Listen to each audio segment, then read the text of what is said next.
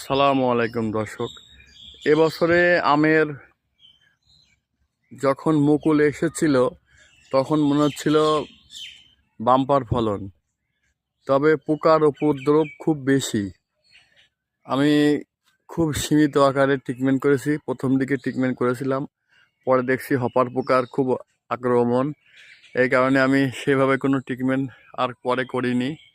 তবে যেটুকু আম আশা করেছিলাম আল্লাহর কাছে, আল্লাহ তার চেয়েও বেশি আম, আমার মনে হচ্ছে তার চেয়েও বেশি আম আল্লাহ দিয়েছে।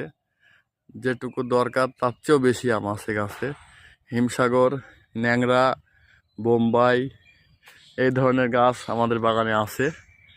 আর কাঁঠালও ফলন আল্লাহর রহমতে ভালো, আর যথেষ্ট আম আছে। এখন আম গুটি হয়ে গিয়েছে, এখনও সেভাবে পোকার আহ, আক্রমণ নেই। প্রথম পর্যায়ে যখন গুটি হওয়ার পরে ছোট্ট মটর দানা যখন ছিল তখন একটু পোকার আক্রমণ ছিল, বিশেষ করে হপার পোকা। মানে ওই পোকা আক্রমণ করলে অনেক ট্রিটমেন্ট করেও সহজে গাছ মানে লাইনে আনা যায় না, পোকা খুব ডিস্টার্ব করে। তো ওই পোকার আক্রমণ শেষ হওয়ার পরে এখন দেখছি সে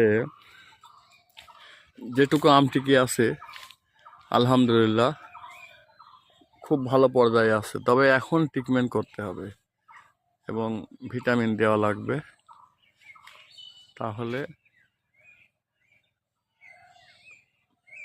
আমের ভালো ফলন পাওয়ার সম্ভাবনা আছে।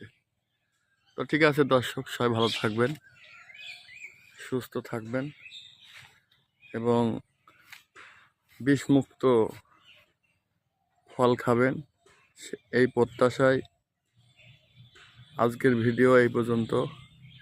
আসসালামু আলাইকুম।